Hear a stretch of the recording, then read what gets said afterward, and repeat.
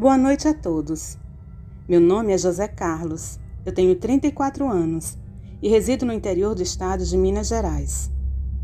Tenho uma noiva de nome Márcia, ela tem 32 anos e estamos morando juntos há 4 anos.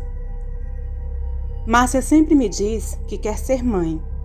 Apesar de querer ser pai também, eu tinha um certo receio, porque já havia tido uma experiência ruim de paternidade que me afetou muito, pois já havia sido noivo de uma outra pessoa, e essa pessoa engravidou, e infelizmente faleceu em um acidente de carro.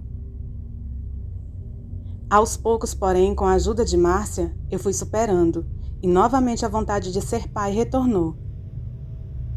A gente ainda não sabia como planejar com cuidado para que a criança pudesse nascer com saúde. Afinal, é uma gravidez depois dos 30 anos, e eu queria que tanto Márcia quanto o bebê ficassem saudáveis. Então procuramos profissionais da área médica para orientações, antes que finalmente pudéssemos dar continuidade aos nossos planos. Na minha cidade, tem uma clínica especializada em maternidade. Lá existem profissionais que cuidam não só do corpo, como da mente das futuras mães e futuros pais.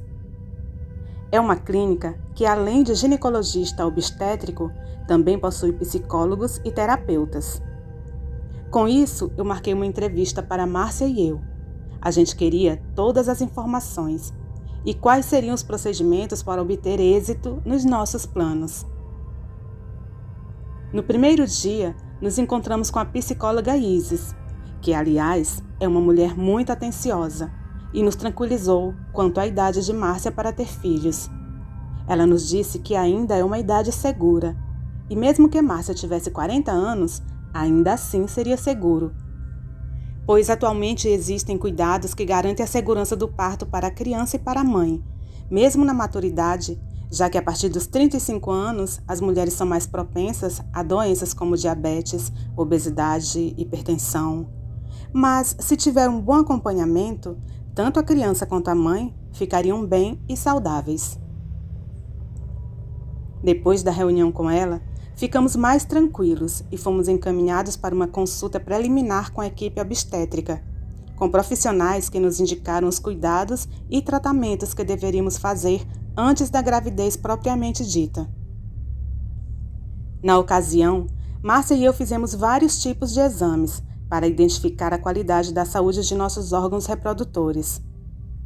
Após a conclusão dos mesmos, tivemos a confirmação que estávamos saudáveis e que não haveria nenhum tipo de problema para que os nossos sonhos se tornassem realidade.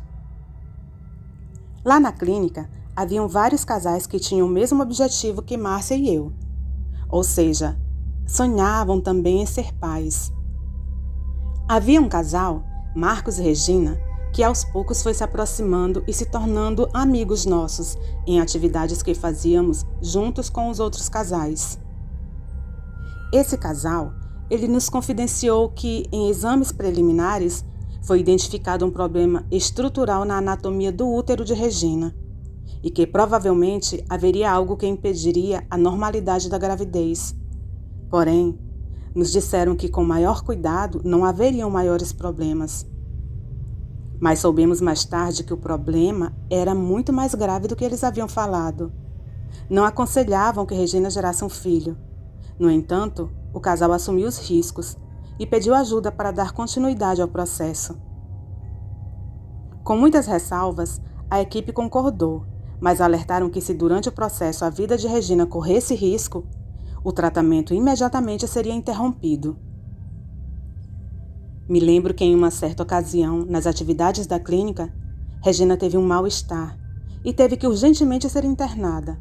E depois disso, ela não mais participava normalmente das atividades que a clínica recomendava. Mas o casal continuou frequentando a clínica, só que não mais como pacientes, mas como assistentes, pois diziam que se afeiçoaram a Márcia e a mim. Depois de algumas semanas, Márcia engravidou, e o casal Marcos e Regina ficaram muito mais próximos de nós. Regina insistiu em participar de todas as atividades e a todo momento dizia a Márcia que estava linda e que a gravidez estava fazendo muito bem a ela. Às vezes, Márcia ficava incomodada, e Regina chegou até a dizer que, em breve, meu filho de Márcia estaria nos braços dela. Regina dizia que até faria tratamento para a produção de leite, pois quando Márcia não tivesse, ela daria o dela. Alguém por acaso já ouviu insanidade maior? No entanto, a gente achava que ela estava apenas carente, por conta da impossibilidade de ter filhos, e que aqueles pensamentos eram somente a inocência dela, e que com o tempo ela iria superar. Por essa razão, a gente sempre teve paciência e compaixão para com as maluquices dela, que, aliás, era compartilhado com o marido dela. Marcos chegou até a me dizer que nós dois escolheríamos o nome se fosse menino, e que, se fosse menina, as nossas noivas fariam a escolha. Mas eu, com todo respeito, dizia que a escolha só caberia a mim e a Márcia. Ele sorria e dizia: com o tempo a gente vê isso. O tempo foi passando. Márcia e eu já estávamos muito incomodados com a situação que Marcos e Regina estavam nos causando com as constantes intromissões. Resolvemos então conversar com a psicóloga Isis. Ela então marcou uma reunião com eles, e após essa reunião, o casal desapareceu por um tempo. Acho que por uma semana mais ou menos. Então, um belo dia, Regina apareceu em nossa casa e, com um sorriso no rosto, nos pediu desculpa por tudo que havia causado e presenteou Márcia com uma linda pulseira de ouro, com um pequeno pingente de meia-lua. Nós agradecemos o presente e a convidamos para entrar, mas ela nos disse que estava saindo de viagem com seu marido Marcos, pois eles precisavam se distrair. Ela disse que já iria pegar a estrada naquele momento mesmo. Márcia e eu agradecemos o presente e desejamos felicidades para eles. Ela novamente sorriu, deu um beijo no rosto de Márcia e se foi. Depois que Regina saiu, Márcia comentou comigo que estava feliz por Regina e Marcos tomarem uma atitude de voltarem a ser felizes. Minha noiva me disse que depois que todo o processo de gravidez passar, ela iria procurar o casal, pois eles pareciam serem boas pessoas. Naquela madrugada, Márcia acordou suada e sentindo dores.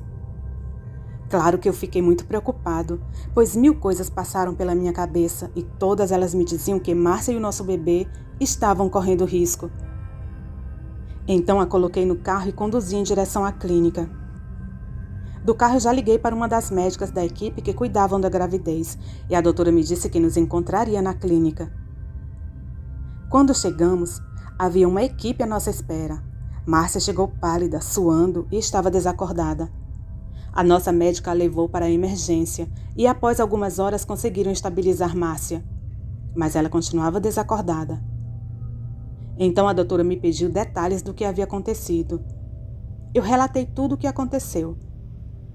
E a doutora me disse que não sabia como não havia sinais antes, mas falou que Márcia estava com sintomas de uma grave doença chamada pré-eclâmpsia. Do diagnóstico até a morte do bebê foi tudo muito rápido. Nem Márcia, eu ou a equipe médica sabia como isso aconteceu. Até outro dia a gente nem desconfiava, mas depois de um vídeo sobre o mal olhado aqui no canal, nos mostrou que tudo isso pode ter sido causado pelo presente que Regina deu para Márcia. Pois enquanto ela usava aquela pulseira, sempre esteve mal. Porém, uma das enfermeiras foi dar banho na minha noiva, tirou a pulseira e por acidente deixou que a mesma caísse no vaso sanitário e desapareceu no esgoto. Meia hora mais tarde, Márcia se recuperou. No entanto, era tarde para o nosso bebê. Depois do vídeo aqui no canal é que começamos a ligar os fatos. A outra coisa estranha é que enquanto eu esperava notícias sobre a saúde de Márcia, depois que ela entrou na emergência, em um determinado tempo eu queria respirar um pouco e fui até uma padaria na esquina próxima à clínica tomar água. E tenho certeza que eu vi Regina e Marcos escondidos atrás de um carro. Mas eu estava muito confuso com tudo aquilo. Pensei até ser imaginação minha, pois eles já haviam ido viajar. mas agora penso, será que foram mesmo? Será que Marcos e Regina fizeram esse tipo de maldade conosco? Será que a pulseira tinha algum tipo de feitiço maléfico com o intuito de nos fazer perder nosso filho? Alguns dias depois do ocorrido, a psicóloga Isis marcou algumas sessões com Márcia e eu. Ela queria nos ajudar a superar nossa perda. Em algumas dessas sessões, ela nos consultava individualmente. E enquanto eu esperava por Márcia na consulta, eu vi aquela enfermeira que havia perdido a pulseira. E ela chegou perto de mim e me perguntou sobre a saúde de Márcia. Eu relatei que ela estava fisicamente bem, mas muito arrasada com a perda.